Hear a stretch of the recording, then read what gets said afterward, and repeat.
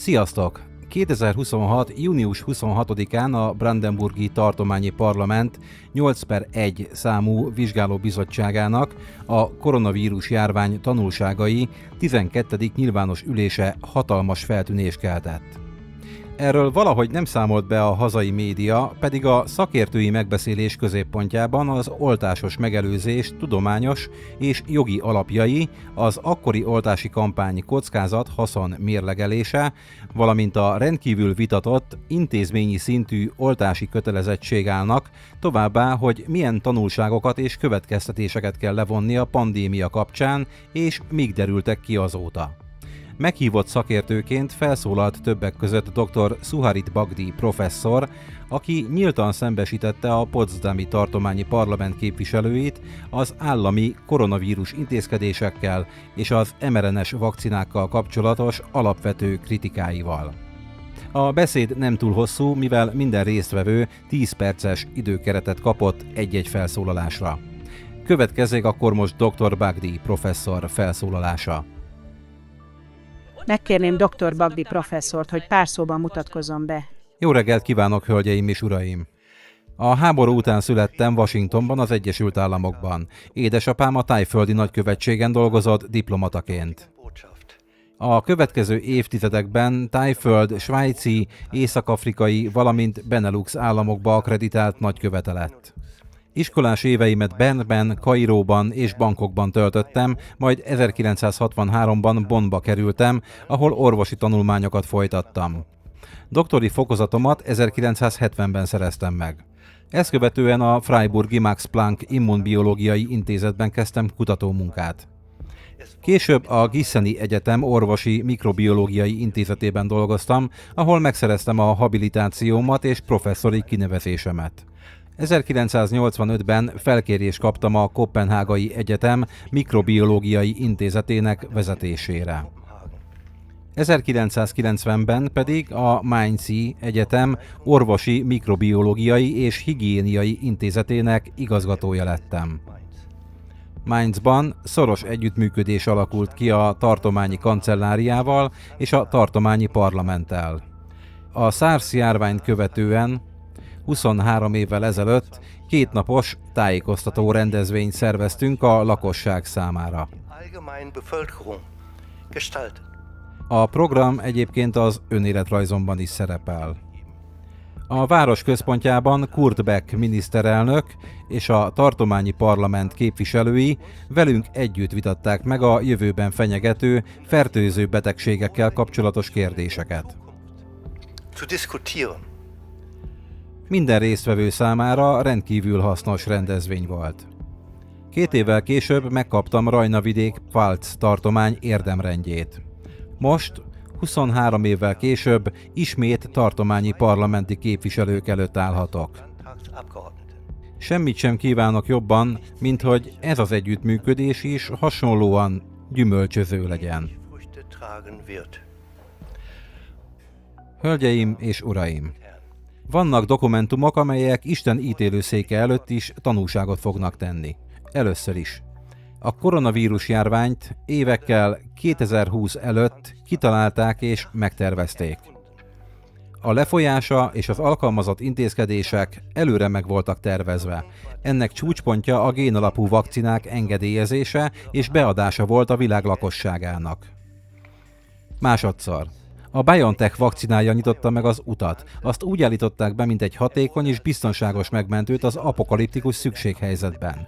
A vakcinát azonban soha nem vizsgálták megfelelően sem hatásosság, sem biztonság szempontjából. Az engedélyező hatóságok elé terjesztett hatásossági bizonyítékok egyszerűen kitaláltak és meghamisítottak voltak. A Robert Koch Intézet 2020. április 27-i jegyzőkönyve szerint a tömeges emberkísérlet kezdettől fogva tervbe volt véve. Harmadszor. Az amerikai sürgősségi engedélyezés, illetve ennek európai megfelelője, a feltételes forgalomba hozatali engedély ugyan lehetővé teszi nem teljes körűen vizsgált készítmények alkalmazását, De semmilyen jogi keret nem engedélyezi azt, ami a koronavírus válság során történt. Dokumentáltan veszélyes, mérgező hatású anyagok beadását egészséges embereknek. Negyedszer. Ki ne emlékezne Bill Gates történelmi szereplésére, amikor Angela Merkel jelenlétében kijelentette: 7 milliárd embert fogunk megvédeni az oltással. De mitől? Egy saját magunk által létrehozott rémtől. Ha pedig nem védelemről volt szó, akkor miről? A válasz egyszerű. Hatalomról és pénzről. Mérhetetlen mennyiségű pénzről, amelyet tőlünk vesznek el, és amely a fő tervezők zsebébe vándorol. Most azonban elérkezett a fordulat órája, hölgyeim és uraim. Tudják meg mindannyian. Az mRNA-s vakcinákat be kell burkolni, hogy a szervezetünkben eljuthassanak a sejtjeinkhez. Ellenkező esetben az enzimek lebontanák őket. A védőburok mesterséges, ember által előállított anyagokat tartalmaz, amelyek alkalmazása egészséges embereknél orvosi okokból 2020 előtt tiltott volt. Most kapaszkodjanak meg. 2 évvel ezelőtt felfedezték, hogy ezek az anyagok egy halálos tulajdonsággal rendelkeznek. Ugyanazzal a tulajdonsággal, amelyet a baktériumok vérmérgezés esetén mutatnak. Mi történik ilyenkor? Az immunrendszer robbanásszerű aktiválódása, gyulladásos gócok robbanásszerű kialakulása mindenütt, ahová ez a több milliárd apró részecske eljut. Márpedig mindenhová eljutnak, mert számukra nincsenek akadályok. A véragygát és a méhlepénygátja sem jelent számukra akadályt. Mérhetetlen számú gyulladásos góc alakul ki. Agyvelőgyulladás, szívizomgyulladás, valamint a máj, a tüdő és a vesék károsodása. Károsodások mindenütt, a szívben és az agyban maradandó, helyrehozhatatlan sérülések. És mindez már azelőtt megtörténik, hogy a génalapú vakcina bejutna a sejtekbe, és ott kifejteni a maga sajátos, rendkívüli hatását. Hölgyeim és uraim, ennek a felfedezésnek az úgynevezett vakcinák azonnali betiltásához kellett volna vezetnie. Vérmérgezést eltűrni egy oltás során? Hogy gondolták, vagy gondolják ezt? Hogy lehetséges ez még manapság is? Ez, hölgyeim és uraim, súlyos bűncselekmény.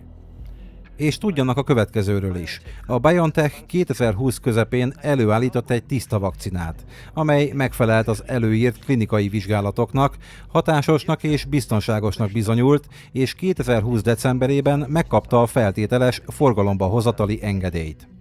Ursula von der Leyen azonban már jóval korábban, 2020 novemberének elején kötelező érvényű előrendelést adott le több 100 millió vakcina adagra. Előrelátó módon azonban a gyártási eljárást már 2020 októberében a háttérben módosították. Az eredeti eljárás ugyanis rendkívül költséges volt, míg a módosított változat fillérekbe került csupán. Magyarán más terméket szállítottak le és adtak be az embereknek, mint azt, amelyet a klinikai vizsgálatokon teszteltek. Ez, hölgyeim és uraim, csalás. És itt nem csupán milliárdokról, vagyis egy óriási pénzügyi csalásról van szó, emberéletekről volt szó akkor is, és emberéletekről van szó a mai napig. Most pedig figyeljenek nagyon! A titokban módosított gyártási eljárásban génmódosított baktériumokat és úgynevezett plazmidokat, minikromoszómákat alkalmaztak és alkalmaznak. Használatuk azonban egy megoldhatatlan problémát eredményezett. A gyártási folyamat során lehetetlen volt és ma is lehetetlen, hogy a baktériumok kromoszómáit teljes mértékben eltávolítsák a vakcinából. Ennek következtében az elmúlt 3 évben különböző laboratóriumok különböző vizsgált vakcinatételeiben ezeknek a kromoszómáknak a maradványait kimutatták, és a következő tudományos megállapításokra jutottak. Az első. A baktériumok kromoszómáinak maradványai beépülhetnek az emberi kromoszómákba és rákot okozhatnak. A második. Az oltás homokot szór a teljes genetikai működés gépezetébe. Az érintett sejtekben többé semmi sem működik megfelelően. Az egészségre és az életre nézve ennek bármilyen következménye lehet. Bármi, amit az ördög csak akar. Harmadik. A beoltott idegen gén hosszú ideig a szervezetben marad.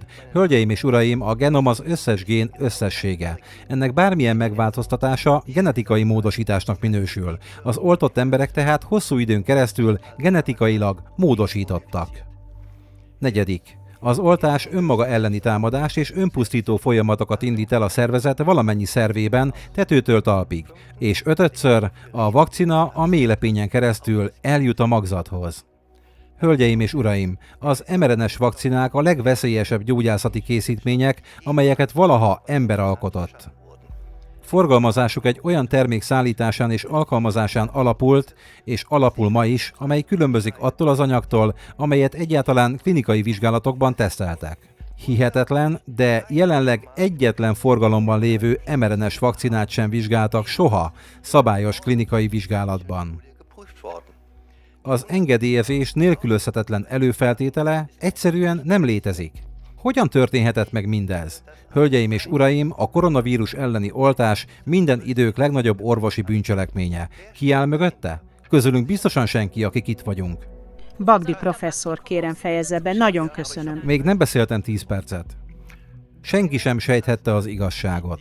A válasz ugyanis csak a múlt héten érkezett meg. Kérem, kapcsolja ki a mikrofonját, nagyon szépen köszönöm. 30 másodperc és befejezem. Tehát a válasz csak a múlt héten érkezett meg az amerikai hírszerzés legfelsőbb köreiből. A vírust és a vakcinát Kína és az Egyesült Államok biológiai fegyverlaboratóriumaiban fejlesztették ki. Igen, jól hallották, és a közreműködők, illetve társtettesek név szerint is ismertek. Természetesen egyikünk sem tartozik közéjük. Nem, mi mindannyian áldozatok vagyunk, mindannyian az emberiség elleni első, felfoghatatlan biológiai fegyveres támadás áldozatai vagyunk. Hölgyeim és uraim, 1989-ben Lipcséből indult el egy mozgalom, amely korának legnagyobb csodájához vezetett. Távolról éltem át ezeket az eseményeket, és a hála könnyeit hullajtottam. Kedves barátaim! Induljunk most el együtt ezen az úton, tekintetünket egyetlen célra szegezve, az emberek újraegyesítésére. Hálás vagyok a sorsnak, hogy ma itt lehetek önökkel Potsdamban. Isten áldja önöket, viszontlátásra!